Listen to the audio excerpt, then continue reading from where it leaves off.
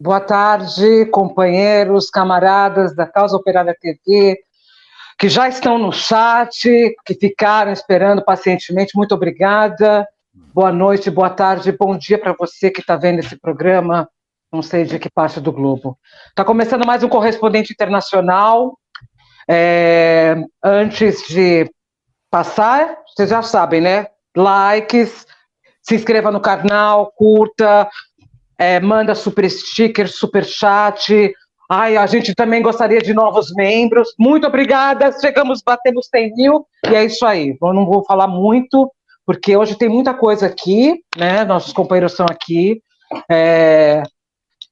Temos aqui companheiros que são simpatizantes e militantes do PCO e das células internacionais do Partido da Causa Operária.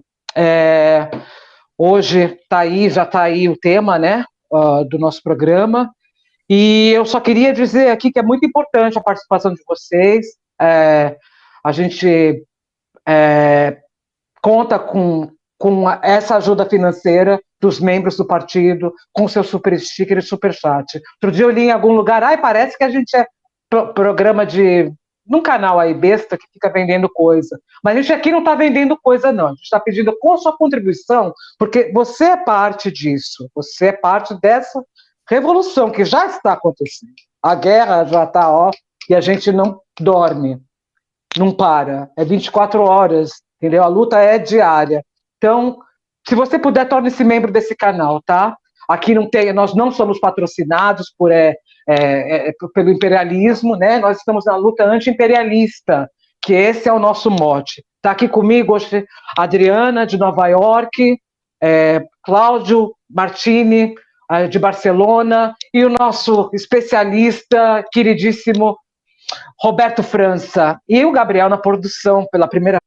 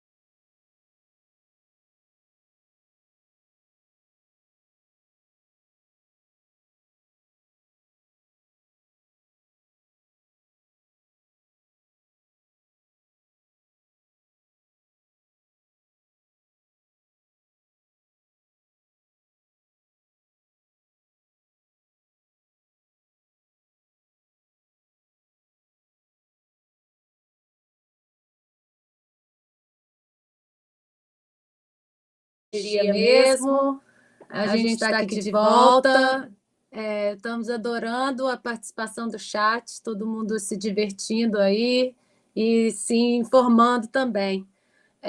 O que eu estava falando antes da gente cair era que eu estava agradecendo todo mundo a participação no canal Internacionalismo. A gente está postando vídeos quase diariamente sobre o que está acontecendo na Ucrânia, muitos vídeos sobre o que aconteceu no Donbás nesses últimos anos, quando a Ucrânia, com o presidente fantoche dos Estados Unidos e com o exército, a Guarda Nacional e o Batalhão Azov, financiado pelo imperialismo, atacava direto os russos no Donbás com muita violência. Então, quem quiser saber com detalhes, vai lá no canal Internacionaliza, assiste os vídeos, são muito interessantes e também é difícil de ver, porque é muito sofrido, mas dá para entender a origem desse conflito que a gente está vendo agora, que a gente vai falar mais. Hoje a gente tem muitos assuntos, eu queria passar para o Cláudio, em Barcelona. Eu sou Adriana Machado, em Nova York, queria passar para o Cláudio, em Barcelona, para dar um alô, porque a gente vai começar daqui a pouco com um vídeo do Brasil de Fato. Boa tarde, Cláudio. Boa noite aí.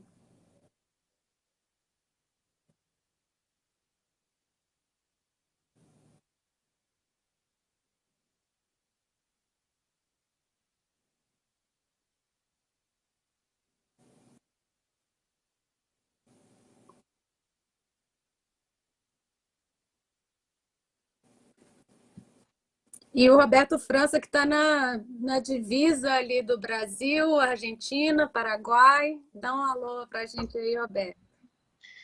Uma boa tarde para vocês, companheiros. Vamos conversar sobre a questão da Ucrânia, os últimos acontecimentos, procurar estabelecer aí uma fala mais verdadeira sobre esses assuntos, porque, como diz, né, a verdade ela é revolucionária. E a gente está aí hoje em meio a uma série de mentiras, né, e ataques, né, do imperialismo que praticamente adotou a Ucrânia, os neonazistas ucranianos, aliás, nazistas mesmo, né, adotaram como vamos dizer assim, os queridinhos, né? E é necessário estabelecer de forma correta como se dá o conflito. Exatamente. Gabriel, se estiver pronto, vamos passar o vídeo do Brasil de Fato para a gente mostrar. Beleza. Para a gente mostrar um pouco do que está acontecendo a partir do imperialismo dos Estados Unidos. Our forces are not engaged and will not engage in the conflict with Russian forces in Ukraine. Apesar da salva de palmas durante o discurso do Estado da União na terça-feira, 1º de março, Joe Biden vive seu pior momento de aprovação pública, com apenas 41% do apoio do eleitorado estadunidense. Para 62% do eleitorado local, aliás, esse conflito não estaria acontecendo se Donald Trump estivesse na Casa Branca. I do believe that the Russians would not have invaded on Donald Trump's watch, precisely because when he was in office, Russians thought they have an ally in the White House. Para o governo russo, Joe Biden está distante de seus interesses e a geopolítica da equipe do presidente democrata é percebida como fraca. I think that Putin looked at our messy withdrawal from Afghanistan, looked at how poorly received that was at home and around the world and everything, and said, America's weak, it's sort of on its last legs, that kind of thing. The debacle in Afghanistan, that the United States looked weak, uncomposed, unwilling to put up fight when it matters. I think it was a big mistake for US to stay in Afghanistan for so long, but it was certainly not destined to exit with a wimp rather than what it could have been done. Right after what happened the following months, Russia started to move troops to the Ukrainian border. So rhetoric was good, but it was not taken seriously by the Russians. And that's what Biden said, and he was saying this consistently on alone: no American or NATO troops on the Ukrainian soil, rather than, let's say, as an alternative, maintaining strategic ambiguity like United States does vis-a-vis Taiwan. Essentially, it's a green light. Like, whatever you do, we're not going to interfere. Fraqueza para uns, hipocrisia para outros. Muita gente questiona a passividade americana diante da Rússia, em contraste com a agressividade em outros países onde os Estados Unidos são e estão militarmente ativos. Whenever the adversary was much weaker than the US didn't hesitate to interfere, to invade, even if it meant to overthrow the regime, even if it meant killing a lot of civilians in the process, that didn't stop the US. Yeah. Há ainda uma questão racial a ser ponderada na análise desse conflito e o nível de atenção e ação envolvido na resposta ocidental. I think this is a game changer because it's Europe. I'm as awful as the civil war in Yemen is with the Saudis on one side and the Iranians on the other side, it's not affecting us per se. But when we look at the sort of realm of democracies around the world, we are very concerned about what's happening really in the heart of Europe. And that's why you've seen the kind of response that we've gotten. And when you see the level of sanctions that have been imposed in the last couple of days, I never could have anticipated that because it is going to hurt both the US economy, it's certainly going to hurt the European economies who trade much more with Russia than the United States does. Então, aí a gente viu o vídeo do Brasil de Fato, que tem uns assuntos que a gente pode comentar, né? Para começar, eu queria lembrar aqui que o Yuri mandou no chat a lembrança de que o Biden Gaga chamou os ucranianos de iranianos. Na verdade, mostra um pouco o pensamento do americano, que não materializa muito os inimigos, não, né? O inimigo e não sendo americano, europeu, é tudo descartável para os fascistas imperialistas, né? A gente vai falar sobre isso, sobre a questão do racismo também. Mas uma coisa importante do vídeo é a fala de que o imperialismo está em declínio, a gente está vendo isso claramente, e que a derrota dos Estados Unidos no Afeganistão teve muito a ver com o começo dessa guerra, né? Eu não concordo que os russos achavam que o Trump era um aliado. Eu acho que a diferença é o que a gente vem falando aqui na Causa Operária TV, que o Biden é o representante do imperialismo, né? E o Trump não era, ele era um representante de uma parte menor da burguesia aqui que está contra os democratas, mais ou menos contra, né? Em muitas coisas eles concordam.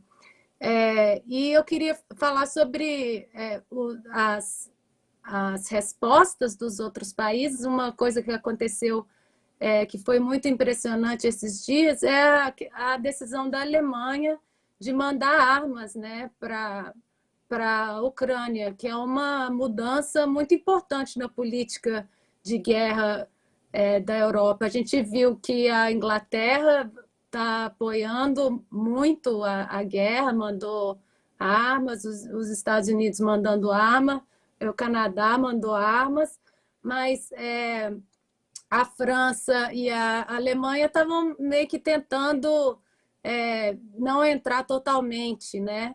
Estavam tentando conversar e tal. E o Biden foi o primeiro que anunciou que o Nord Stream, o canal de gás, seria cortado ali entre a Alemanha e a Rússia.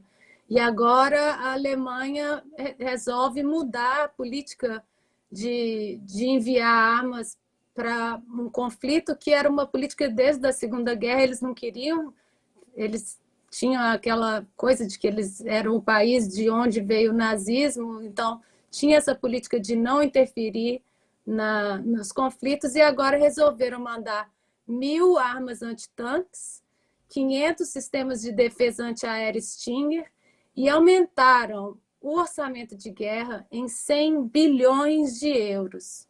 O Biden já aumentou o orçamento de guerra aqui também. Agora a Alemanha anuncia que vai ter um orçamento maior que a Rússia. Então, a gente vê que é uma mudança muito importante e a gente vê a importância desse conflito que, vamos ver o que vai acontecer, mas que já mudou o mundo. Quem gostaria de comentar?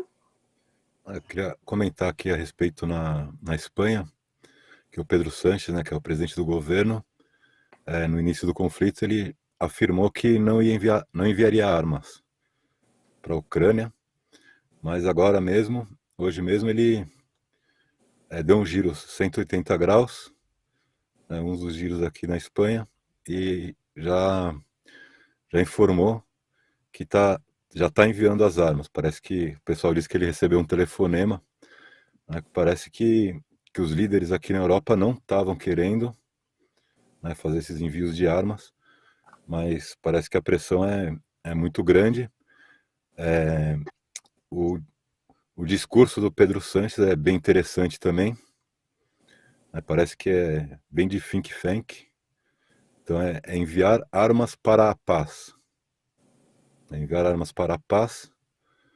A Embaixada da Ucrânia que está pedindo um armamento antitanque, né? E o Pedro Sánchez ele está aí no governo de frente ampla, com apoio da nova esquerda aqui da Espanha, né? Unidos Podemos, também com o Partido Comunista no governo, e todo o governo aí está. Então toda a esquerda aqui, a esquerda institucional aqui, está apoiando o envio de armas para a Ucrânia, né? Envio de armas para a paz, embora a base, né, os deputados do Unidos Podemos, eles estão argumentando que teria que ter insistido na via diplomática, né, e na distensão militar, mas os que integram o governo, aí a frente ampla, que arrasta todo mundo na política do Pedro Sánchez, que nem é dele, né, de quem liga para ele mesmo, tá aí em coesão com o governo, ou seja, e também interessante aqui, os partidos de esquerda, os partidos comunistas, marxistas, né, trotskistas, marxistas, em geral, estão aí com o argumento de que a Rússia é um país imperialista, então é contra a OTAN e contra Putin, contra a OTAN e contra a Rússia, né? Falando que a Rússia é um país imperialista. Aí você vai falar com eles, olha, é um país imperialista com a economia frágil, ou seja, sem a base material para ser um país imperialista, né? Mas estão aí alinhados, né, a toda a esquerda marxista aqui na Espanha, alinhada com o imperialismo. É assim que está. Eu até trouxe um post do nosso companheiro Vitor Lara, que ligou esse Fora Todos da esquerda aí ao Fora Todos do que aconteceu no Brasil. Não sei se o Gabriel vai achar aí, que a gente mandou muitas coisas. Mas ele fala que passados 6 anos, vemos agora, no caso da Ucrânia, a volta da política do Fora Todos do PSTU em escala internacional. Nem Aécio, nem Dilma, nem Putin, nem OTAN. Fora todos eles. O pior é que já sabemos onde isso termina, num apoio ao lado mais forte. Ao final, tiraram a Dilma. Colocaram o Bolsonaro, né? E agora estão mandando financiamento para os nazistas na Ucrânia. O Roberto escreveu sobre esse financiamento e os mercenários na Ucrânia, né, Roberto? Só comentar sobre isso daí do PSTU, que tem a corrente isso que eu estou falando são os partidos marxistas, são todas essas correntes internacionais, né? Tem uma corrente ligada ao PSTU e inúmeras ligadas ao PSOL, né? Então, a gente podia pensar aí que quando eles reproduziam a política do Brasil, essa política aí que é justamente contra o Lula, né? A gente estava aqui na luta do Fora Bolsonaro, e os partidos de esquerda não integravam essa luta de nenhuma maneira, influenciados supostamente pelo PSOL, pelo PSTU, eles defendiam essa política aí contra o Lula e do Fora Todos, mas agora, com a questão da Rússia, eles seguiram a mesma política, se alinharam aí com o imperialismo da mesma maneira. Aqui em Nova York é a mesma coisa, a esquerda dos brasileiros falam a mesma coisa e os americanos também falam que a Rússia é imperialista, sem menor motivo para falar isso, sem menor entendimento do que é o imperialismo, e a mesma esquerda que apoia Israel, como a gente vê no escritório Brasil-Washington, que é o escritório financiado pelos think tanks americanos, Open Society, Ford Foundation, que organizou os brasileiros e proibiu a campanha pelo Lula presidente, e levou o João Willis para fazer propaganda de Israel. Uhum. Companheiros, situação da Ucrânia, veja, o pessoal tem muita ideia de que o Partido Democrata é um partido esquerdista, que no Brasil tem essa confusão também. A esquerda internacional, né, ela está, do meu ponto de vista, ela se contaminou demais com um discurso chamado pós-estruturalista, que é uma destruição do marxismo, né, e esses partidos, eles acabam, muitos deles se colocam com um falso marxismo, justamente para promover essa política de colaboração entre a esquerda internacional e o imperialismo. Então, só para a gente entender, para vocês, para tentar fazer um resumo da Ucrânia e de 91 para cá. Então, você tem a chamada independência dos países da antiga União Soviética, que, na verdade, ocorreu ali um golpe, né? Porque a maior parte dos habitantes, né, da antiga União Soviética voltou pela permanência, né, da União Soviética. A Ucrânia foi um dos países onde teve a maior votação contrária à permanência à União Soviética. Então, isso era um dado de que a Ucrânia já tinha um sintoma de um problema, que eu vou falar qual é.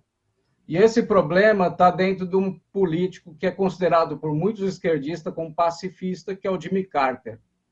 O Jimmy Carter, ele é um político do Partido Democrata no final dos anos 70, e ele vai ter, sob sua, vamos dizer assim, sob sua política, uma figura central do imperialismo norte-americano, que é o Brzezinski. O Brzezinski, ele estabeleceu a chamada política de contenção da Rússia, e a Ucrânia, nessa política, era o pivô, é o que chama country pivô, e que esse pivô era importante ser conquistado. Só para vocês terem uma ideia, em 1997, a Ucrânia tinha 52 milhões de habitantes. Estou falando dados estatísticos de 97.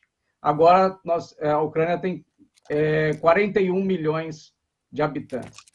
Então, é um território extremamente poderoso, era um dos mais ricos da antiga União Soviética, e era um território central para estabelecer uma política de contenção, porque já assistia a tendência de colaboradores do nazismo desde o Stepan Bandeira, né, como a gente já vem comentando.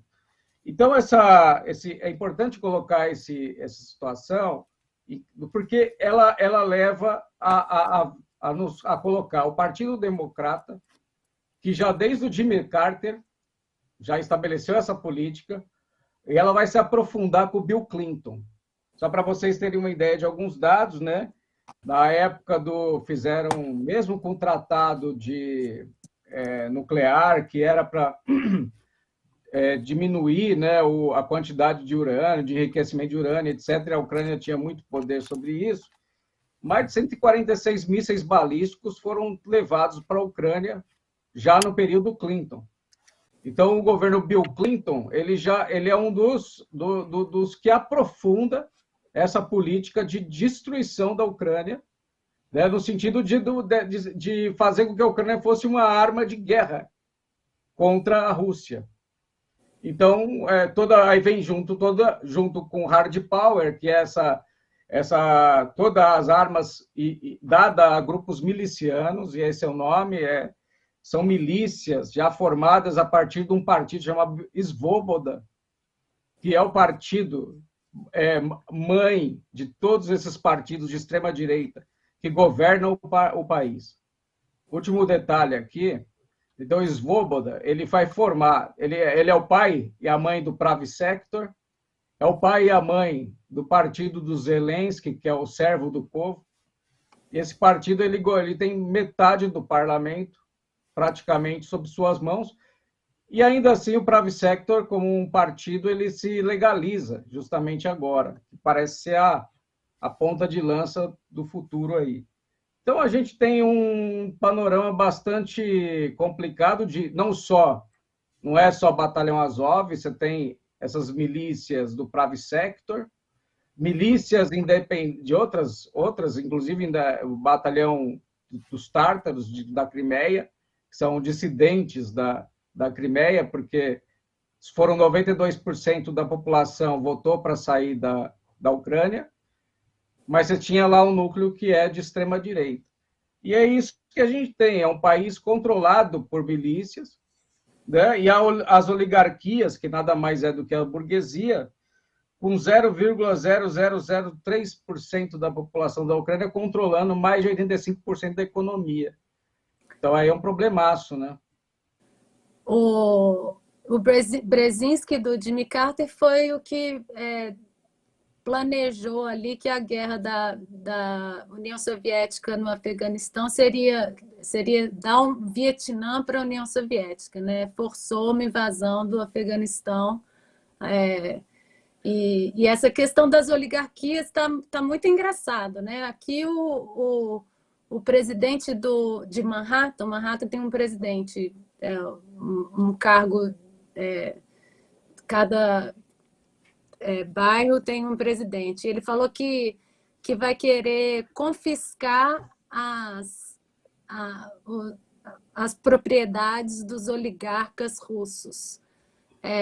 Oligarcas tem no mundo inteiro, né? Eles estão usando essa palavra para falar que a Rússia é diferente, que na Rússia tem oligarca, mas é o capitalismo, né? A Rússia é um país capitalista e tem oligarcas como todos, e principalmente os Estados Unidos, né? E a propaganda...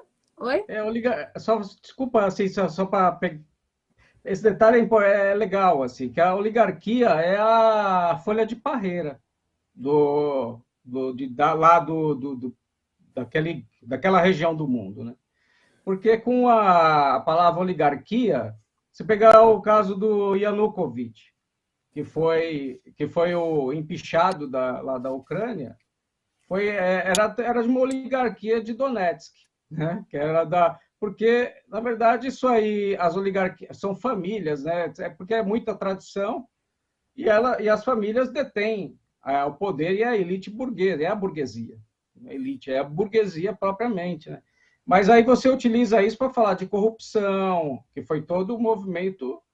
Então, você associa a oligarquia ao corrupto e aí assim por diante. Se a gente não saber traduzir isso na nossa região, muita gente chama de Ocidente, mas aqui é América Latina, a gente vai embarcar num grande problema, como você está colocando, Adriana. Você está totalmente com razão nessa questão. É importantíssimo a gente dar esse enfoque, esse ângulo.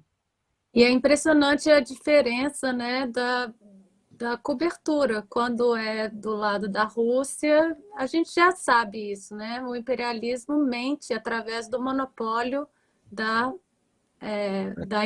imprensa. É que agora só tem oligarca na Rússia, né? Na Rússia e na Ucrânia. Não só isso, mas o Zelensky virou um gatinho para as meninas admirarem, virou um herói. Agora... Mau gosto. Aí, saiu aí, ó. Eu tenho um crush no Zelensky e todo mundo tem também. Até parece. Quem é essa daí? Eu não sei quem ela é, mas saiu numa revista feminina aqui em Nova York, nos Estados Unidos. Mas não, isso tem nem só isso, tem a questão dos imigrantes também, né, gente? Como que está mudando a questão dos imigrantes, porque agora até a Samantha Powers, que é a mulher mais... A moça da foto, né? A Samantha Powers é a diretora da USAID, que é um desses think tanks dos maiores do lado do NED, e ela apareceu lá na fronteira com a Polônia, com a mão no coração, sofrendo pelos imigrantes. Essa É dureza, né? Roberto, essa questão aí do Partido Democrata, né? Você comentou. Também acho que é interessante comentar que, bom, se a gente não sei se a gente pode chamar o Partido Democrata de esquerda imperialista mesmo, né? Seria, se não é uma esquerda, mas é uma esquerda imperialista, né? Não sei se pode dizer isso, mas tem uma parte do Partido Democrata aí que tá apoiando, tá contra a OTAN, né? E é exatamente a mesma posição. Essa questão é que assim, os Estados Unidos, você tem as alas, né? A ala direita do Partido Democrata, a ala esquerda, os centristas, mas é um partido do imperialismo. Esse é mais imperialista do que o republicano. Isso aí é uma coisa já que nós já sabemos. Agora, fundamental é como esse Partido Democrata ele consegue essas fachadas, né, para fazer com que ele consiga ludibriar a esquerda. Isso que é o mais interessante, a ponto de algumas lideranças aqui no país não conseguirem nem se pronunciar em favor da Rússia. Isso é uma situação bastante constrangedora, né?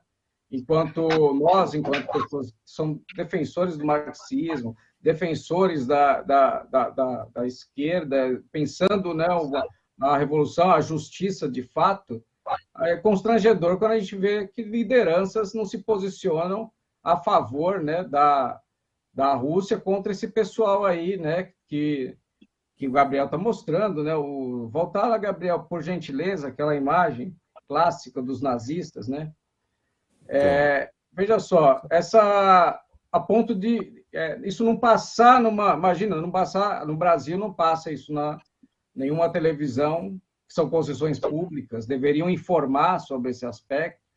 Eles estão ligados à extrema-direita. Muitos falam, não, mas são 2% do parlamento de extrema-direita. O Oleg, que era um extremista, né, o extremista maior, um dos maiores extremistas, estava no parlamento e foi preso. Ele falou, não, então a Ucrânia não é tão extremista. Todos os partidos quase compõem hoje, lá são de extrema-direita. A esquerda não existe porque isso acabou, inclusive o partido das regiões, que é o partido do Yanukovych, que era um partido de direita, mas era o partido que defendia o Donbas e defendia a linha de para se unificar com a Rússia. Olha só a situação. Veja só, a gente tem uma situação de ditadura, uma situação extremamente pesada, onde os partidos de esquerda praticamente desapareceram. Todos os partidos são de extrema-direita que estão no parlamento. Eu não estou falando de direita, como aqui, eu estou falando de extrema-direita. Não é de direita, todos eles são de extrema-direita. Não tem nenhum partido centrista.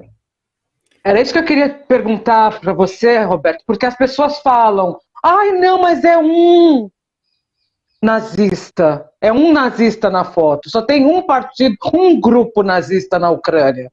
O povo está falando isso. Eu queria que você explicasse isso. Esses aí não importam, não. Eles são pouquinhos. Não, eles estão errados. Vocês estão focando num grupo, os caras estão falando. É um erro enorme, porque assim, o próprio perdeu do Zelensky, agora me fugiu o nome, mas nas eleições ditas democráticas, o Zelensky ele vence porque o Poroshenko ele vai cair no Panama Papers, né? Então aí o que aconteceu? O pessoal que combate a corrupção e tal, ele sai ali, ele perde as eleições, mas ele continua no poder. Por exemplo, ele é um financiador do Pravi Sector. O Partido Servos do Povo, que foi eleito em 2018, que foi criado em 2018, que o Zelensky é o presidente, ele tem 270 cadeiras no parlamento, de 400 e poucas.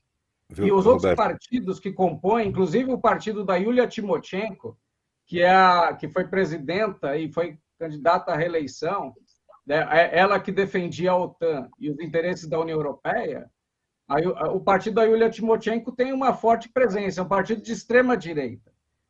todos os partidos, todos que estão no parlamento são de extrema direita. Não tem partido do meio termo e não tem esquerda, porque a legislação... Só para fechar, então, essa situação é importante colocar que não tem esquerda lá. A esquerda foi derrubada num golpe de Estado e todo ele foi levado para fora. Eu queria comentar a esse respeito, né, que a esquerda na Ucrânia ela foi queimada no prédio dos sindicatos. Queimada viva, né, literalmente. E essa questão aí do parlamento, quando você tem uma situação que é essa que está na Ucrânia, a gente não vai fazer as contas dos parlamentares, né? A gente vê que o presidente é um ator, mas a gente tem que ver o poder na Ucrânia está nas mãos das milícias nazistas. E também o comando do exército está nas mãos das milícias nazistas. Então não importa o que o deputado vai falar ali, o que ele vai fazer, como que vai justificar, né, essa questão.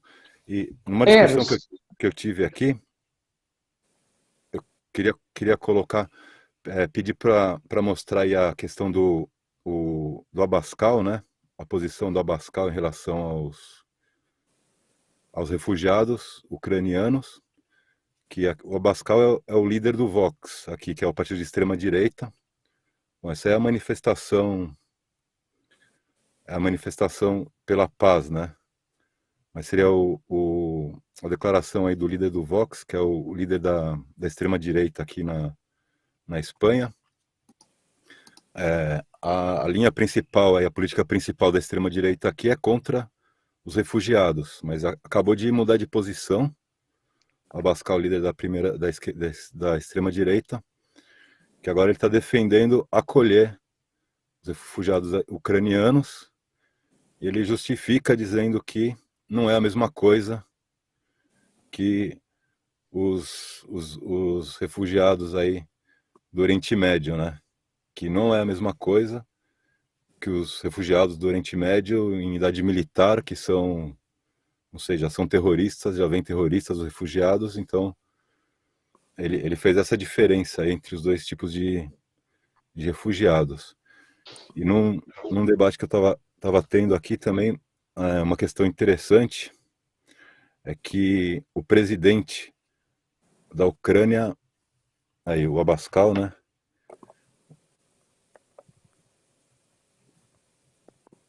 Pode continuar. Isso, então aqui o presidente da Ucrânia, ele é judeu, né? Então, a gente tem aí um país que está nas mãos dos nazistas e são um dos únicos países que tem aí na presidência aí, e me falaram, o cara falou, presidência e vice-presidência parece que são judeus, mas também Israel, né? Que é outro país fascista, né? Praticamente tem uma política aí fascista, então é muito interessante isso. E a posição do Abascal também, a gente vê que essa questão aí do racismo dentro do fascismo é uma fachada, né? Isso aí vai de acordo com os interesses mesmo, que é a demagogia fascista, né? A posição muda completamente de acordo com... Não é de acordo com o interesse que o fascismo está defendendo, que o nazismo está defendendo, que é os interesses do imperialismo, né? É isso que determina aí quem vai ser a raça subjugada, como que vai ser feito isso daí, né? É isso mesmo. A gente vê o Naftali Bennett está conversando com o Zelensky que tem trabalhado com os nazistas nos últimos 8 anos, a mando dos Estados Unidos, agora está usando a carta de sou judeu, minha família morreu no Holocausto, o que é um absurdo, porque o exército dele, todo o governo dele é aparelhado pelos nazistas, financiados pelo imperialismo, e agora Israel, que declarou o apoio. E enquanto a Rússia ataca com uma precisão clínica, né, evitando os civis e focando só nos alvos militares, os nazistas continuam atacando os russos no Donbass. A gente vê nos grupos, a gente não pode mostrar aqui, são vídeos sangrentos, mas a gente vê nos grupos de Telegram que a gente segue, os russos que estão tentando sair do Donbass agora, para evitar a guerra, estão sendo eliminados pelos fascistas ainda. A sangue frio. Foram concedidos passaportes para 890 mil pessoas já da região do Donbass, mas esse número está aumentando das concessões da Duma da Crimeia, que está concedendo esses passaportes para os russos. Deixa eu falar. Estou com um negócio instalado aqui. Tem um negócio instalado aqui, que estão aí fazendo muita demagogia. Quem é que são esses imigrantes que estão refugiando? Estou vendo aqui eu quero agradecer primeiro o super sticker do LC29, super sticker do Ernesto Abdala Filho, querido, muito obrigado, nosso companheiro que está na Espanha, e o nosso queridíssimo companheiro Felipe Aburaia, que também está aqui, né, falando de estar em Berlim, mandou um super recado para a gente. Eu também queria agradecer, tem gente aí mandando, acho que é Nutella, bolinho de Nutella. Cara, a gente come, e você, cara, senhor João Eurico da Silva, o outro da Silva, meu nome é Carla da Silva, eu, por acaso, estou na Inglaterra, mas eu como, você come no Brasil, o mundo está comendo, um povo trabalhador na Rússia está comendo, o povo trabalhador da Ucrânia está comendo também, da mão de nazista! Vocês se ligam, gente! Acabei de ver aqui para pegar um cartaz para divulgar aqui a nossa conferência de negros, porque vocês estão fazendo demagogia, porque os trens tinha empurrando os negrinhos para lá e para cá. Eu posso falar porque é meu lugar que fala. Não é isso os identificados falam? Então eu vou falar, mano. Isso acontece há 500 anos do Brasil. E vocês precisam estudar história. Então tá aí.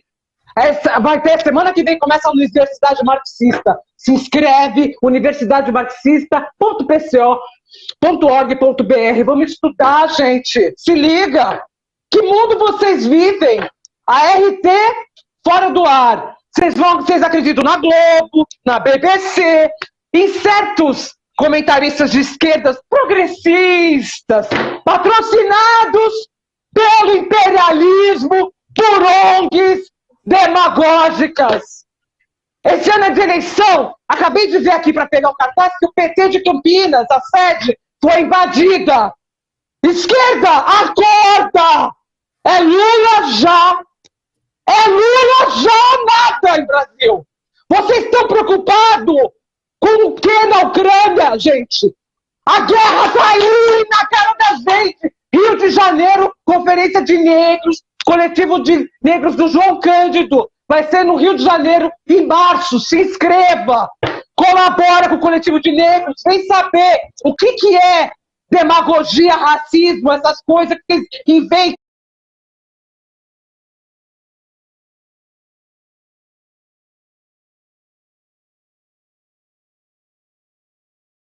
Eita, gente aí! Também quero divulgar, porque nós fazemos a luta dos povos, entendeu? Nós temos um trabalho com os comitês de luta pelo Brasil e trabalhando como os indígenas. Mas não é indígena que toca rap ou que faz, entendeu? É indígena que luta todo dia. Então, esse final de semana eu quero divulgar aqui a nossa companheira Silvia Mirro, de Dourados, tá aqui no chat, mandou um super sticker. Silvia, tá aí o nosso evento. Vamos fazer homenagem à verdadeira mulher Guarani Kaiowá de Dourados, nossa Marta Guarani, Dia das Mulheres, e vamos dar o início ao mutirão para poder construir, porque não tem ONG no COP26 que veio aqui e levou um puto de dinheiro para pôr uma caixa d'água na retomada. Esse povo não tem caixa d'água, esse povo não tem carro, não tem terra. Não tem terra. Então aí participem do evento e eu passo aí para os companheiros que eu tô passada, caras. Vamos mostrar. Eu tô passada. Fica aí o vídeo e no final vai fechar com o vídeo, porque nós estamos trabalhando pra caramba. Também nesse domingo, seminário em Braga por Lula. Seminário em Braga por Lula já, com a presença do companheiro Bem-vindo Siqueira. Porque a esquerda tem que se unir em algum lugar. Passa a palavra, companheiros. Desculpa aí. Vamos mostrar aí a mobilização aqui em Barcelona, que é importante passar isso aí para o pessoal aí no Brasil, que é a manifestação contra a guerra, né? Contra a OTAN e contra a invasão russa. Então tá assim. Esto es un país, mira lo que hemos llegado, señores, que hay una rusofobia. Eso es lo que han fomentado los europeos y los yanquis, una rusofobia en toda España. Los maestros, los niños no, porque los niños son niños y no saben, los maestros haciéndole el bullying a los niños rusos que viven en España, como todo el mundo que vive aquí y allá. Esto es una política de fascistas y el gobierno de España es un gobierno fascista, porque lo que ha conseguido es eso, meter la rusofobia. Una cosa es lo que haya hecho Putin, lo haya hecho bien, lo haya hecho mal, y otra cosa es que ahora todos los rusos pues pagan las consecuencias. Vale, están alegando de Putin, porque es que resulta que está arrasando, dice, la población civil ucraniana, y la población civil no tiene culpa. Claro que no, eso lo sabemos. Y la población rusa sí, para que los cojan aquí y desarrollen con ellos la rusofobia. Esto es un país de fascistas. Então, o interessante aí, tem a foto do jornal aí, que saiu na capa a uma manifestação. Eu mandei para o Gabriel, chama Espanha se amplifica, implica fundo.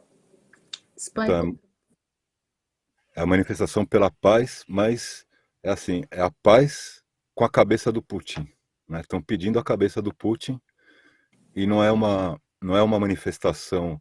Mira lo que hemos llegado, señores. Aí como sai no periódico, você vê que o áudio a gente colocou aí em espanhol para o pessoal poder ver como que é a gente estava no coletivo aí de América Latina, então para ver como estava impressionante o clima na manifestação, que parecia mesmo uma manifestação fascista, né?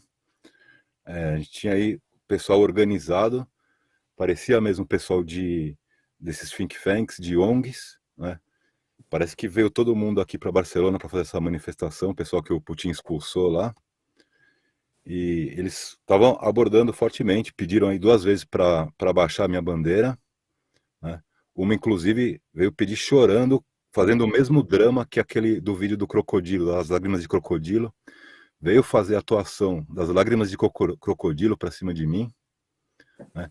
E estava aí presente vários grupos de esquerda, mas estavam recuados, escondidos, acuada à esquerda aqui na Espanha, em Barcelona, em relação à guerra, com essa posição aí mesma do Partido Democrata, né, da esquerda do Partido Democrata, que é contra a guerra e pela cabeça do Putin, né? A esquerda aqui está apoiando essa política, e a política de paz aqui, que é a política de paz do Pedro Sánchez, que é armas para a paz, enviar armas para os nazistas ucranianos pela paz, né?